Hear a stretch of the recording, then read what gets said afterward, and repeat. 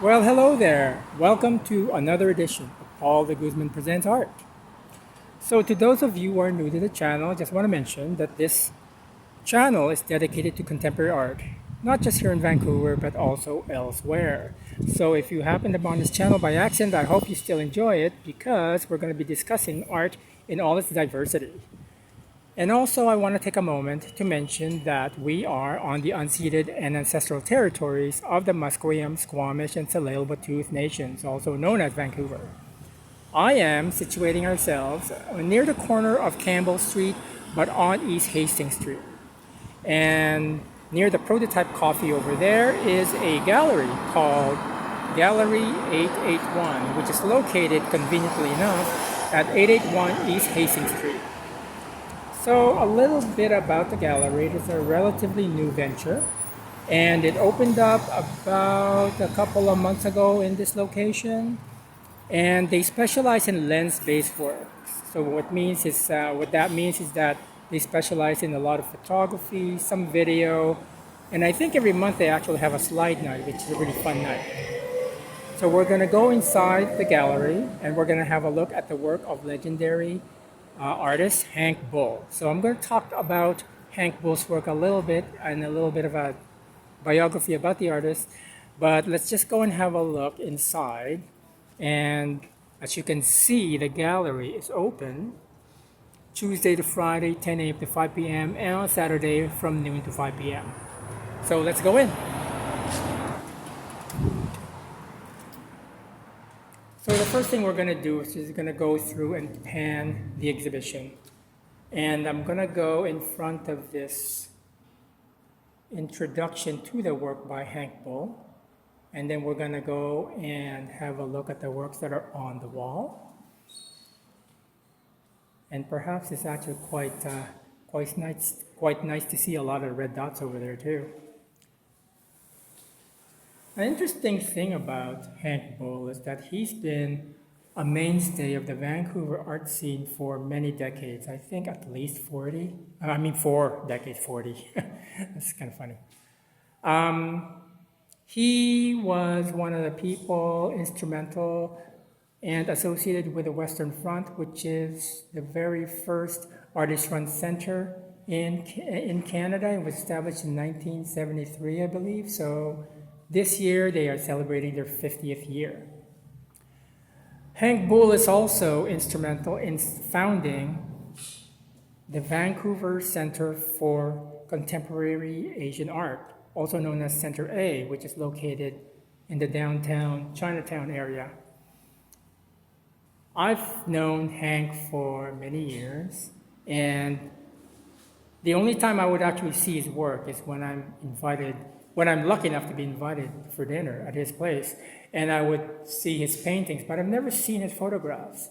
And so it's quite a treat to actually go and have a look at these photographs that he's done these past few years, because I think when you've looked at having a career in administration of artistic organizations, you tend to sort of like have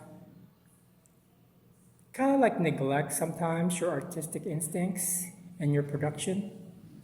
And it's really nice for him, or it's really nice for me to actually see him sort of like going in and presenting the work that he's been doing these past few years.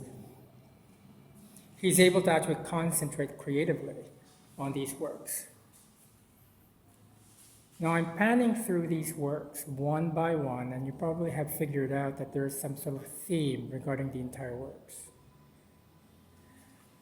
The one thing that I really like about this show is that with most photo-based works, there's usually glass that's actually sort of like hindering you from admiring the piece itself, because there's always this glare. But these are unadulterated. These don't have glass in front of them. And what happens is that there's a coating that was put on the prints themselves to protect them from the elements. It was mentioned during various conversations about the show that the show is really more of a, each piece kind of like communicates with each other. And in a way, I kind of agree with that. And we're going to go delve a little bit more in terms of what this show kind of like means to me personally, because one of the things that I try and do with this channel is to try and sort of like, I visit the exhibition, I take it in, I talk to people about it, and I create a narrative about what it might mean for me to interpret these works. Because I think if you're looking at art, it has to sort of like have some sort of meaning for you. You know, what makes this significant as a work of art for you? It's always this experience of the work that is more important. That becomes, for me anyways, the work itself. It's your experience of a work of art. So there's also this very intriguing piece here called Autonom, which is actually an LP record. It's 12-inch vinyl, and it's been having a comeback lately because a lot of music aficionados tend to sort of miss the CDs and the cassettes and also the long playing records. So this is part of the show that was released during the opening, and it actually comprises of a series of freely improvised compositions for piano, because Hank Bull is an accomplished pianist, and he performed it and recorded it at the Western Front in 2022. So let's go and have a look at these pieces, because once you go and look at these pieces, the one thing that you're going to find that's fairly obvious is that they're all photographs of cardboard boxes. The cardboard themselves are obviously used because you can see all the creases. And on these cardboard boxes, there's application of minimalist color. The colors are kind of muted. When I first saw these works, there's a certain, I guess, melancholy about these works. I was looking at the objects. I was looking at how they were used, maybe postally or maybe moving boxes. And then I was told that they were actually discarded as objects, because after the photographs were taken, the boxes themselves were actually discarded, which is, in a city like Vancouver, which is very photo-conceptual in its artistic trope, you know, that kind of lands that sort of like message to a lot of people. It's almost like an expected sort of like thing, because you're kind of looking as well, perhaps as a document of an existence. So that's mostly talking about the independent life of objects in terms of like the cardboard having its own personal histories. And when you look at all these works together, it forms a certain type of community, and they share a certain sort of like existence as boxes. It's kind of like how people of the same sort of like interest would actually gather together and sort of like become a community. So that's kind of like how it feels for me, even though there's a certain melancholic sort of sensibility to these works. And the melancholy comes about for me anyways, because the boxes were used, the boxes no longer exist, and the entire feeling of the colors, the mutedness of it, lends that sort of atmosphere. It might also be significant to know that the boxes themselves first existed as sculptures made by Hank, and then these were professionally photographed by another person. And then after the destruction of the boxes, only the prints remain as documents perhaps, or even sort of an archive of an existence.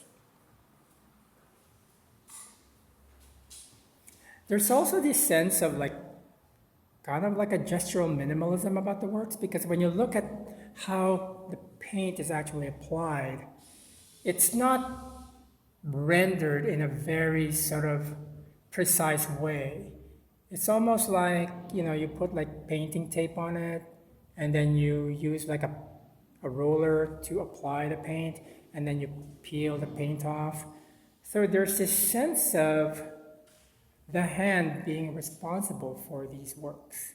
They're not as pristine as Donald Judd works. You know, if you don't know who Donald Judd is, you can just go and Google that. So Judd, yeah, do some work for change.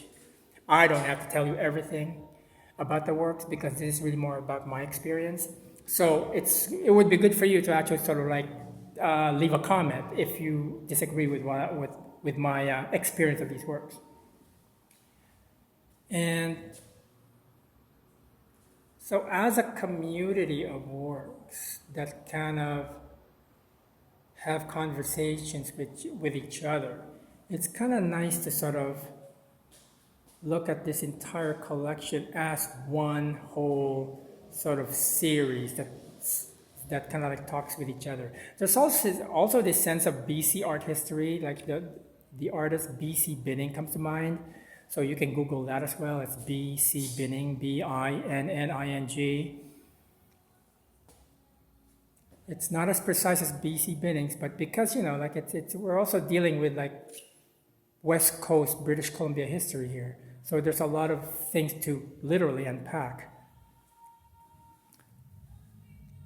So I think I'm going to leave it at that, and I'm going to focus on. I'm just trying to see which one is my favorite. I'm going to go over there. So if you lasted this long, thank you very much for your attention and your engagement. I really appreciate it. And also, you can also click the like button too. I mean, it's not going to cost you anything. Plus, if you want to know more about this channel, click the subscribe button. It's free, and I post every week. And hopefully this is of interest to you. And on that note, thank you very much for your attention. I'm going to have a lot of information in the description area, including the press release, the address of the gallery, the times they're open, and all that type of information. On that note, thank you very much for your engagement and your attention, and I hope you have a great day. Bye for now.